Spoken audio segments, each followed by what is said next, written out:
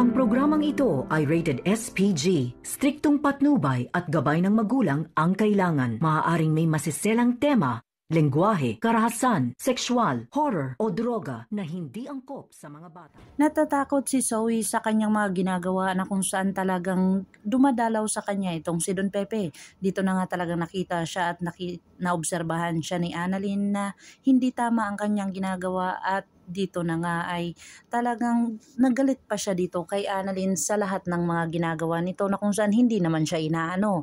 Dito na nakita at talagang tinawag si Annalyn ng kanyang mga kaibigan dahil may dumating na kaibigan nitong si Don Pepe at talagang gusto silang makausap. Umalis si Annalyn at kinausap niya ito habang ito ay kinakausap niya na kung saan talagang sinabi ng kaibigan ni Don Pepe na talagang magdudusa ang gumawa nito sa kanya na lalong-lalo na napakabait ni Don Pepe.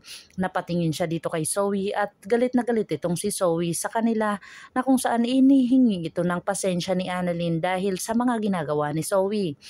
Dito na ang kanyang ina ay gustong bumalik dito sa Apex Medical Center pero itong si Dr. Carlos Benitez ay pinagbawalan nitong si Lynette. Pero ito ay ginawa niya lang na may darating daw na magtatrabaho dito sa kanilang bahay na kung saan hindi ito makakaalis. Pero ang nangyari ay pinaalis ni Lynette dahil sa naalala niya na pinagsabihan siya ng magnanakaw na white lady na kung saan talagang nag-udyok ito na pinalayas niya itong manggagawa.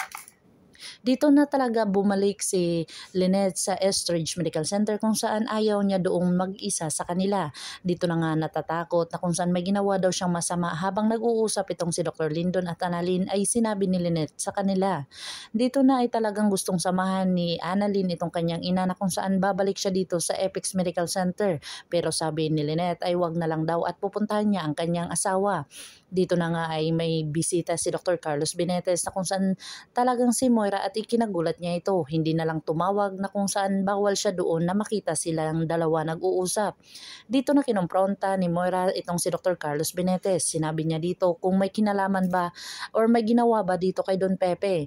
At nagdulot ito ng palaisipan dito kay Moira na talagang wala ng tiwala itong si Giselle sa kanya at lalong-lalo na ngayon ay talagang maraming pinag-iisipan si Giselle na negatibo tungkol sa kanila. Lalong-lalo na dito sa nangyayari kay Don Pepe na kung saan si Dr. Carlos Benitez lang ang nakakaalam. Dito na talagang sinabi ni Moira kay Zoe na talagang maging positibo ito sa lahat ng kanilang gagawin dahil hindi pa nalaman ang buong katotohanan tungkol sa fingerprints na kung saan mangyayari daw iyon ay talagang tataka silang dalawa.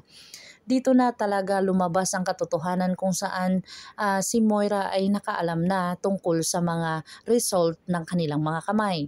Dito na nga ay sinabi ni Dr. RJ Tanyag sa kanyang anak na si Annalyn ay gusto siyang magpasama dito sa police station dahil hindi pa niya alam kung si Giselle ay makakauwi agad galing Cebu. Pero ito nga si Giselle ay positibo na malaman ang katotohanan kaya agad-agad itong pumunta sa police station. Tatlo silang pumunta doon at sinabi ng pulis na talagang positive ang isa sa kanila. Dito na nga ay pinag-isipan ni Giselle kung sino sa kanila na kung saan si Zoe ang kanyang unang target. Dito na napagkaalaman na talagang may positibo sa kanilang dalawa ni Moira at talagang may nakita pang ebidensya doon sa pinangyarihan ng pagkalaglag ni Don Pepe. Dito na kaya madidiin itong si Zoe na kung saan ang list ng sapatos niya ay pareho doon sa nakita sa lugar kung saan nahulog itong si Don Pepe.